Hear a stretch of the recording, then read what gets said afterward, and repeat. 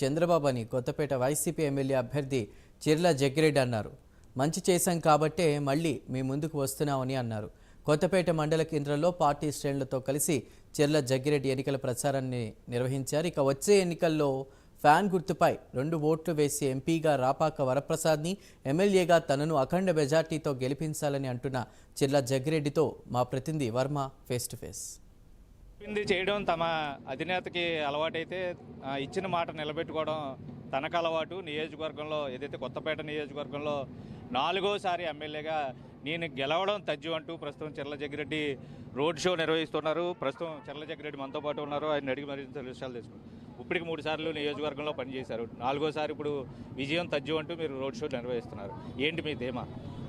ఇప్పటివరకు ఎన్నికలు చేశాను నేను, కానీ ఈసారి ప్రజల తాలూకా రుణం తీర్చుకుంటామనే విధంగా ఏదైతే జగన్మోహన్ రెడ్డి గారి కులాలు కానీ మతాలు కానీ పార్టీలకు కానీ ప్రాధాన్యత ఇవ్వకుండా ఈ రాష్ట్రంలో ఉన్న ప్రతి ఒక్క పేదవాడు ఆరోగ్యాన్ని కష్టకాలంలో కరోనా సమయంలో కాపాడి వారికి సంక్షేమ కార్యక్రమాలు అందరికీ ఇచ్చి వాళ్ళందరినీ ఆదుకునే కార్యక్రమం చేశాడు. దానికి తగిన విధంగా ఈరోజు ప్రజలందరూ కూడా పార్టీలని సైతం పక్కన పెట్టి ఎదురొచ్చి మేము జగన్మోహన్ రెడ్డి గారిని ముఖ్యమంత్రి చేసుకుంటాం, అలాగే ఇక్కడ మా పెద్ద కొడుకు మిమ్మల్ని గెలిపించుకుంటాం అనే విధంగా ఒక రకమైనటువంటి ఉప్పెన మాదిరిగా ఈరోజు ప్రజలంతా కూడా తరలిస్తూ ఉన్నారు. ముఖ్యంగా ఇంత బాగున్నట్టు ఎలక్షన్ నేను గతంలో ఎప్పుడు చూడలేదు. ఇది నాది 5వ ఎలక్షన్ యాక్చువల్గా కంటెస్ట్ చేయడం. అట్లాంటిది నేను గతంలో ఇంత ప్రజల్లో స్పందన ఉన్నటువంటి ఎలక్షన్ ఎప్పుడు చూడలే. కావక ఏంటి దీనికి కారణం అని చూస్తే ముఖ్యంగా జగన్మోహన్ రెడ్డి గారు అన్ని వర్గాల ప్రజల్ని అందరి వాడిగా ఆకట్టుకున్నటువంటి నాయకుడిగా ఏదైతే ఇవాళ జగన్మోహన్ రెడ్డి గారు బలీయంగా ఉన్నాడు అనేటువంటి చంద్రబాబు నాయుడు గారు ఒప్పుకుంటున్నాడు. ఎందుకంటే మా ఒక్కడి వల్ల కాదు జగన్మోహన్ రెడ్డి గారిని ఎదుర్కోవడం, అందుకే పవన్ కళ్యాణ్ గారు బీజేపీ కాళ్ళు పట్టుకున్నా ఆయన దండాలు పడుతూ ఉన్నాడు. కాబట్టి అదే ప్రజలు గ్రహించారు. తప్పనిసరిగా ఇచ్చిన మేనిఫెస్టోను కూడా జగన్మోహన్ రెడ్డి గారు 100% అమలు చేస్తారని మరి ఆలోచనతో ప్రజల ముందుకు పోతున్నారు. కానీ ఏదైతే ఉమ్మడి అభ్యర్థులు అని చెప్పి టీడీపీ బీజేపీ మరి ముగ్గురు కలిపి ప్రయత్నం చేస్తున్నారో అందులో మోడీ గారి ఫోటో లేకపోవడమే వారు ఇచ్చిన మేనిఫెస్టో కూడా పొయ్యిలో పెట్టుకోవడం తప్ప ఎందుకు పనిచేయదని ఆలోచన ప్రజలు వచ్చేసారు. ఇప్పుడు బండారు బ్రదర్స్ పోటీ చేస్తున్నారు. మా దెబ్బకి మీరు తట్టుకోలేరు, మా దెబ్బ అదురుసు, అలాగే మేము ఓడిపోతామని భయంతోనే ఏదో తాయిలాలు చీరలో పంచిపెట్టారు స్టిక్కర్లతోనే ఒకవైపు ప్రచారం జరుగుతుంది. ఏం చెప్తారు? ఇప్పుడు ఇది ఆస్తి పంపకాలు కాదు. వాళ్ళు తెల్లారులు వేసేమో గొడవ పెట్టుకుని సాయంత్రం ఆస్తులు సెటిల్ చేసుకున్నాం కాబట్టి వేసేమంటే కొత్తపేట ప్రజలు అమాయకులు కాదు, గొర్రెలు అంతకన్నా కాదు. ఏం చేతంటే ఇది ఎవరు ప్రజలకి ఇక కరోనా లాంటి కష్ట సమయాల్లో కడుపు చూసి పనిచేశాడు అట్లాంటి నాయకుడు వెనకాల ఉంటారు తప్ప వీళ్ళిద్దరికీ ఆస్తి పంపకాలు వచ్చినాయని చెప్పి పొద్దుట విడిపోయి సాయంత్రం కలిసిపోయి ప్రజలను ఇబ్బంది పెట్టాలి, సెటిల్మెంట్ల కోసం ప్రజలు ఓట్లేరు. ఇది గతంలో కూడా నిరూపణ అయింది. 2009 ఎలక్షన్లో మరి ఇక్కడ ఉన్నటువంటి బండారు సత్యేంద్రరావు గారికి 62,000 ఓట్లు వచ్చాయి, నాకు 60,000 ఓట్లు వచ్చాయి కాంగ్రెస్ పార్టీలో, రెడ్డి సుబ్రహ్మణ్యం గారికి 40,000 ఓట్లు వచ్చాయి. మళ్ళీ వచ్చిన 2014 ఎలక్షన్లో మరి ఏదైతే తెలుగుదేశం ప్రజారాజ్యాన్ని కలిపేసి 62,000 వచ్చిన సత్యేంద్రరావు గారు 40,000 వచ్చినటువంటి రెడ్డి సుబ్రహ్మణ్యాన్ని కలిపేస్తే 102,000 ఓట్లు ఉంటాయని చెప్పి అందరికీ చెప్పి మేము గెలిచేసామని చెప్పారు. అప్పుడు 4 పార్లమెంట్లో ఏదైతే ఒకవైపున తెలుగుదేశం పార్టీ వేవ్ ఉంటే ఈ నియోజకవర్గంలో మళ్ళీ నేను గెలిచి చూపించాను. ఇప్పటికైనా దమ్ము ఏంటో వాళ్ళు తెలుసు. అందుచేత పైకి ఏంటో కబుర్లు చెప్పడం తప్ప ఏది చేయాలన్నా పిల్లికి బెచ్చం పెట్టినాడు బండారు సత్యేంద్రరావు అయితే అవసరమైతే ఆస్తులమైనా ఏదన్నా చేసే నాయకుడు ప్రజానాయకుడు చిర్ల జగ్గిరెడ్డి అనే విషయం కొత్తపేట నియోజకవర్గ ప్రజలకు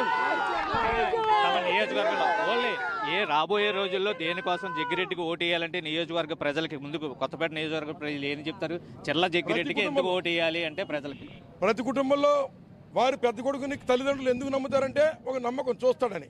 అలాగే ఈ నియోజకవర్గంలో చిర్ల జగ్గిరెడ్డి అంటే సంవత్సరం రెడ్డి కుటుంబం అంటే ఒక నమ్మకం. మేము మా కుటుంబీకులు 16 మంది ఉన్నాం ఈ నియోజకవర్గంలో. కానీ ఇప్పటికీ 50 సంవత్సరాల నుంచి మేము ఎన్నికల్లో రాజకీయాల్లో ఉన్నాం. ఇవాళ చూసిన సినిమా రేపు చూడరు ప్రజలు. అట్లాంటిది ఇన్ని సంవత్సరాల నుంచి ఆ క్వాలిటీ క్వాంటిటీ మా దగ్గర ఉంది కనుక ఆ క్వాలిటీని ప్రజలు గమనించారు.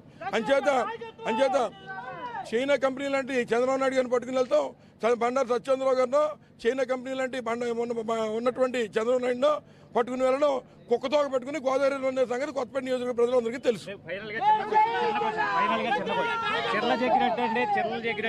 చిల్లర జగ్గిరెడ్డి అంతా ఏరుకున్నాడు, కబ్జాలు చేస్తున్నాడు, దీనికి ఏం చెప్తారు ప్రధానంగా?